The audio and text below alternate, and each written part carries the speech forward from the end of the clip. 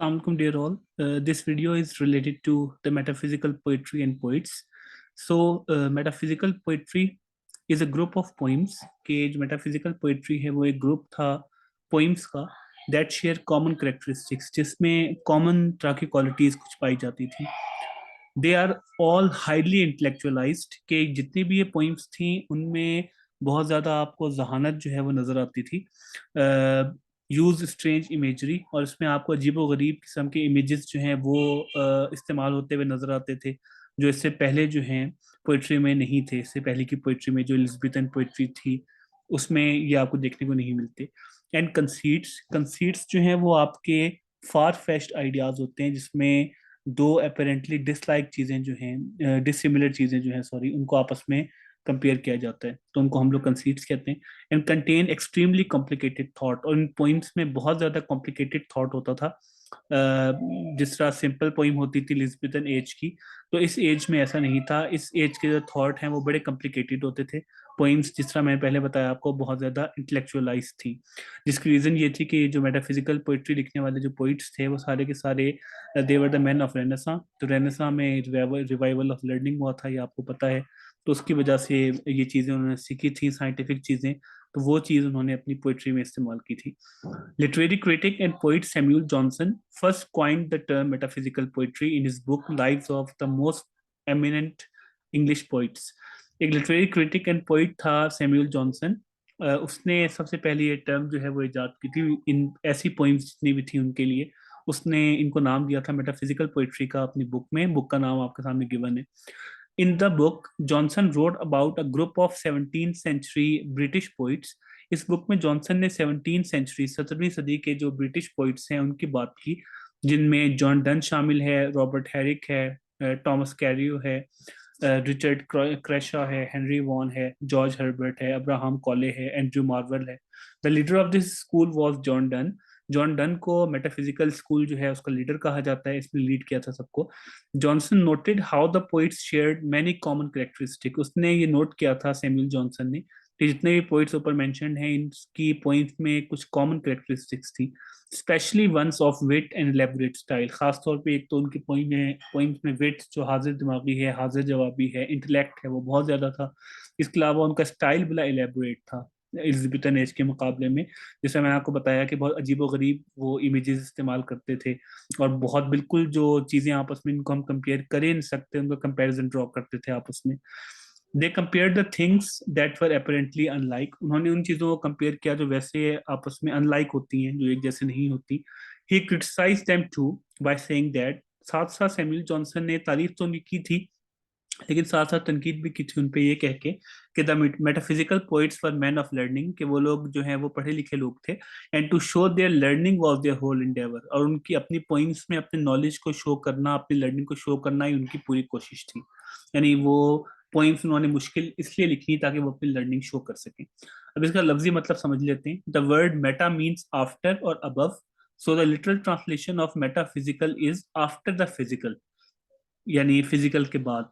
Basically metaphysics deals with questions that can't be explained by science. यानी आप ये कह सकते हैं कि ये ऐसी पोइट्री थी दैट वाज मेटाफिजिकल जो फिजिकल चीजों के क्रिटिकल जो साइंटिफिक चीजें हैं उनसे ऊपर की चीज थी. यानी इस पोइट्री में वो सवालात पूछे जाते थे जिनके आंसर आपको साइंस नहीं दे सकती. It questions the nature of reality in a philosophical way. In points में रियलिटी के ऊपर सवाल उठाए जाते थे बहुत फलसफियाना अंदाज में. जैसे कुछ कॉमन क्वेश्चंस आप समझ लेंगे. Does God exist. अब आप ये सवाल देख सकते हैं कि it can not be answered using science कि साइंटिफिक लॉजिकल इसका आंसर कोई नहीं हो सकता. या what's the difference between reality and perception. ठीक है. और is everything that happens already pre determined कि क्या जो कुछ हमारे साथ होता है वो पहले से लिखा गया होता है. इफ सो अगर ऐसा ही है then is free choice non existent. तो क्या हमारे पास फ्री चॉइस है भी या नहीं है. तो वो अपने पोइट्री में ऐसे सवाल पूछते थे जो आप जिसको आप कह सकते हैं कि सिंपली आप अपनी साइंस के जरिए उसका जवाब नहीं दे सकते थे. Metaphysics can cover a broad range of topics from religious to awareness. Metaphysics में बहुत सारे टॉपिक आ सकते हैं जिसमें रिलीजियस टॉपिक्स भी हो सकते हैं, अवेयरनेस से कॉन्शियसनेस से रिलेटेड टॉपिक भी हो सकते हैं. And of course there is no one correct answer to any of these questions. और जाहिर है इन पोइट्री में जितने भी सवाल पूछे जाते हैं, जिस तरह मैंने ऊपर भी डिस्कस किया था, डज गॉड एग्जिस्ट, क्या फ्री चॉइस हमारे पास है या नहीं है, इसका कोई करेक्ट आंसर नहीं हो सकता क्योंकि फिलोसॉफिकल क्वेश्चंस हैं। Metaphysics is about contemplation and philosophy, not about science and math. या आप समझ सकते हैं मेटाफिजिक्स जो है वो सोच विचार के बारे में है, फिलोसफी के बारे में है, इस साइंस और मैथ्स के बारे में नहीं है। सबसे पहले जो मोस्ट प्रोमिनेंट राइटर है इस एज का, जॉन डन, जो लीडर भी था इस पूरी मूवमेंट का। He was the leader of metaphysical poetry.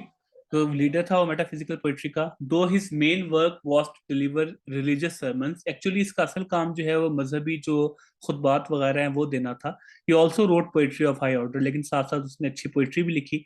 इसमें आपको इसकी रिलीजियस पोइम्स भी हैं और दूसरी सेकुलर पोइम जो है, दोनों शामिल हैं। His best known works are the progress of a soul and anatomy of the world, epithalamion, go and catch the falling star and death be not proud. ये सारे उसके इंपॉर्टेंट वर्क्स के नाम हैं। His poetry can be divided into three parts. उसकी poetry को आप तीन पार्ट्स में जो है वो डिवाइड कर सकते हैं। फर्स्ट इज एमरस, जो आप कह सकते हैं सेक्युलर या लव रिलेटेड पोइम्स होती हैं। इसके अलावा मेटाफिजिकल पोइम है जो हमने डिस्कस किया था कि जो जाहिर है ऐसे सवाल पूछते हैं कि आप साइंस से आंसर नहीं दे सकते। और तीसरी ऐसी कैटेगरी जो है वो सेटिरिकल पोइम्स की है, तंजिया पोइम्स उसने कुछ लिखी थी।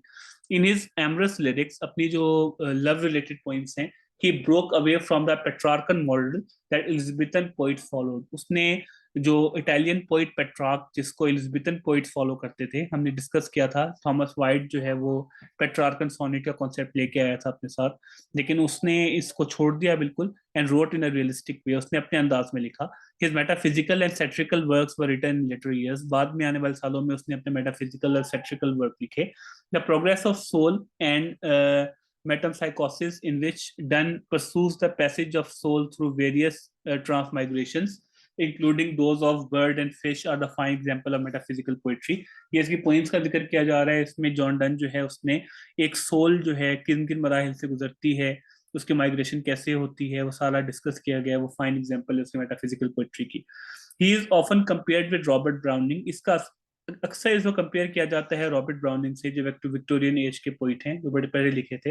But he was more a man of wit than passion, लेकिन वो उनमें जो अकल है, विट है, वो ज्यादा थी पैशन या जज्बात के मुकाबले में। There was complexity and harshness in his poetry. उनकी पोइट्री में जो कम्प्लेक्सिटी तो थी, जाहिर है मैंने आपको बताया था साइंटिफिक चीजें वो लोग लिखते थे तो कम्प्लेक्स पोइम्स तो होंगी, लेकिन साथ साथ उनकी पोइम में हार्शनेस, सख्ती भी बहुत ज्यादा थी then other poet try to copy. जो बाकी पोइट्स ने भी कॉपी करने की कोशिश की बट कुडंट सरपास हिम, लेकिन वो उससे आगे नहीं निकल सके। By the amount of influence he exerted, कि उस असर के लिहाज से जो उन्होंने डाला था, he truly dominated the poetry and the poets of his time. हम लोग सही मानों में कह सकते हैं कि उन्होंने पोइट्री को और पोइट्स को अपने वक्त में डोमिनेट किया था। Second is Robert Herrick.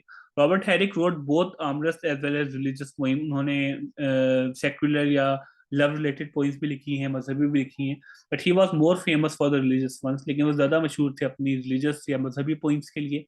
He has much in common with the Elizabethan poets, but because of his meditative strain in religious poetry, he is included in the metaphysical school of John Donne. उसका बहुत कुछ Robert Herrick की poetry का Elizabethan writer से, Elizabethan poet से मिलता है, लेकिन क्योंकि उनकी पोइट्री में एक मेडिटेटिव स्ट्रेन है, मेडिटेटिव मीन सोच विचार वाला एक नगमा नजर आता है उनकी पोइट्री में, इसलिए उनको शामिल कर दिया जाता है मेटाफिजिकल स्कूल ऑफ पोइट्री में। ही is best known for his book Hesperides that contains most of his poetic works. वो अपनी इस बुक की वजह से मशहूर है जिसमें बहुत सारे पोएटिक वर्क उनके शामिल हैं। उसके बाद टॉमस कैरी है। John Donne has quite stronger effect on Thomas carry. John Donne का असर जो है टॉमस कैरी पे बहुत ज्यादा स्ट्रॉन्ग था। He was a fine lyricist, कि वो पोइम लिखने में बहुत अच्छा था, रिदम जो पोइम का है वो बहुत अच्छा बनाता था। Though he lacks the spontaneity and freshness of Herrick. Actually उसमें वो जिस तरह एक स्पॉन्टेनिटी खुद ब खुद एक पोइट्री आती है या एक फ्रेशनेस होती है पोइट्री में, जो हैरिक की पोइट्री में थी, वो तो इनकी पोइट्री में नहीं थी। He is superior to him in art of writing lyrics, लेकिन पोइट्री के लिहाज से, रिदम के लिहाज से वो काफी आगे थे रॉबर्ट हैरिक से। Carew got influenced by Donne, कि वो उन पे असर हुआ था जॉन डन का, but his poems are not obscure like his master. लेकिन उनकी पोइम जॉन डन की तरह ऑब्सक्योर नहीं है, कॉम्प्लेक्स नहीं है। Persuasions of love is a fine example of his genius, ये एक पोइट्री है परसुएशन ऑफ लव, वो एक बड़ी अच्छी एग्जांपल है उनकी जीनियस की, कि कितने जीनियसली वो लिख सकते थे. Then we have Richard Crashaw. He was fundamentally a religious poet, वो एक बिल्कुल एक रिलीजियस पोइट थे. The flaming heart is one of his best work. Flaming heart उनका बेहतरीन काम है. He was less imaginative than Herrick, कि एक तो वो रॉबर्ट हैरिक से कम इमेजिनेटिव थे, सोचने समझने की सलाहियत या इमेजिन करने की सलाहियत उन्होंने उनमें इतनी नहीं थी, रॉबर्ट हैरिक में थी. And less intellectual than Carew, लेकिन और जो थॉमस कैरी है उससे कम वो अक्लमंद थे. But sometimes he reach the height of poetic excellence in his poetry. कभी कभार उनकी पोइम्स कुछ ऐसी भी हैं जहाँ पे उनकी पोइट्री बहुत हाइट पे नजर आई है. Then we have Henry Vaughan. Although he was a mystic like Carey, he was equally expert in writing secular words along with the religious one. Actually वो एक मिस्टिक था, एक मतलब जिसको हम सूफी कहते हैं, लेकिन जो सेक्युलर है, जो रिलीजियस के अलावा जो सेक्युलर पोइम्स होती हैं वो लिखने में वो उतना ही अच्छा था जितना सेक्युलर रिलीजियस पोइम्स लिखने में था. ही was more uniform clear and deep.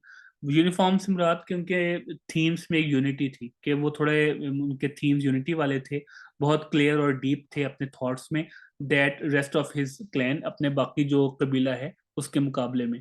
बाकी मतलब कि थॉट्स में इतने क्लियर नहीं थे जितने ये रहे. His famous works are The Mount of Olives and Flores Solitudinis. ये सारे उसके जो important works हैं उनके नाम. Then we have George Herbert. He is widely read metaphysical poet after John Donne. John Donne के बाद सबसे ज्यादा इनको पढ़ा जाता है.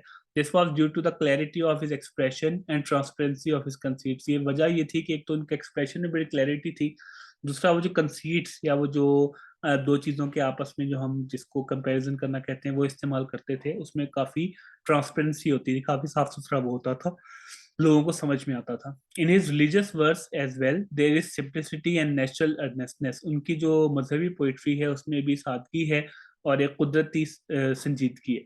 The main body of poems carries a subtitle The Church and section includes all the Herbert's best poems. ये उन्होंने बस बुक का नाम उन्होंने मेंशन किया. Then we have Abraham Cole. Abraham Cole was famous for his Pindaric odes, कि वो अपने Pindaric odes की वजह से मशहूर थी, which influenced English poetry throughout the 18th century. In Pindaric odes ने जो इंग्लिश पोइट्री है उसको मुतासिर किया था पूरी 18th सेंचुरी में. जो पिंडार है बेटा वो एक पोइट था पुराना बहुत, मतलब कि क्लासिकल एजिस का. उसकी जिस तरह से वो ओड्स या कसीदे लिखा करता था, तो अब्राहम कॉले ने उस पैटर्न पे लिखे थे. The three parts of the Pindaric ode are the strophe known as the turn, the antistrophe known as the counter turn and the epode known as the stand. ये एक तरह से आप ये समझिए कि पिंडारिक ओड में एक क्वायर दिखाया जाता था जो गाने गाने वाला है, जो एक तो लोगों को रिक्रिएशन प्रोवाइड करता है, साथ साथ वो स्टोरी के ऊपर कुछ ना कुछ कमेंट भी करता है. तो नॉर्मली जब क्वायर आता था तो वो स्टेज के एक तरफ से दूसरे तरफ चल पड़ता था, उसको हम स्ट्रॉफी कहते थे. और जब वो वहां से वापस दोबारा इस तरफ आता था उसको एंटी स्ट्रॉफी कहते थे. ऐसे चक्कर लगाने के बाद वो स्टेज के बीच में खड़े खड़े हो जाते थे और बाकी बातें अपनी करते थे. That was called a pod. तो पिंडारिक ओड में ये तीन चीजें नजर आती थी, तो अब्राहम कॉले ने वही पुराने दौर की जो पिंडारिक ओड है उस पैटर्न पे लिखना शुरू किया था अपने उसको.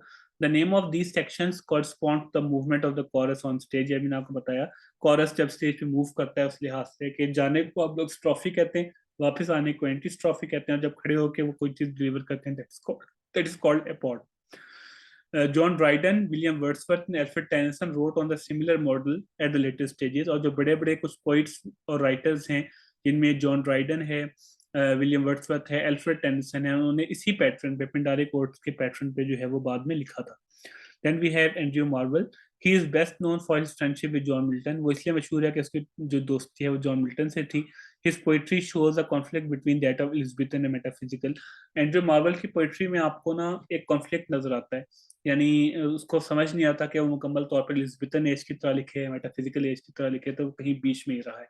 इन short we can say that metaphysical poets showed the religious and moral passion of the Puritans and amorous tendency of Elizabethans. या हम ये कह सकते हैं मेटाफिजिकल पोइट्स जो हैं उन्होंने एक मजहबीपन जो प्योरिटन एज का था वो भी दिखाया है, और जो एक आप समझें कि सेक्युलर या अदर देन रिलीजियस एक टेंडेंसी थी एलिजाबेथन एज की, वो भी इन्होंने कंबाइन किए. यानी आप ये कह सकते हैं कि जो मेटाफिजिकल स्कूल ऑफ थॉट है बेटा, इसमें ये 17th सेंचुरी एक तो पोइट्स थे, इनके ऊपर रेनेसां का असर था, काफी कुछ ये पढ़े हुए थे, तो उन्होंने लॉजिकल पॉइंट्स लिखने की कोशिश की. और पिछली पोइम से हट के थोड़ा लॉजिकल, थोड़ा साइंटिफिक चीजें बीच में ऐड की, तो जाहिर लोगों को समझने में मुश्किल हुई।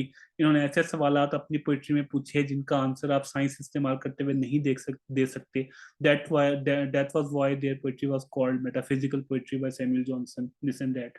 तो इसको आप दो तीन तो सुनेंगे तो इंशाल्लाह चीजें आपको क्लियर होंगी। कोई क्वेश्चन आपका हो तो फिर आप वो नीचे पूछ सकते हैं कमेंट सेक्शन में। Thank you so much.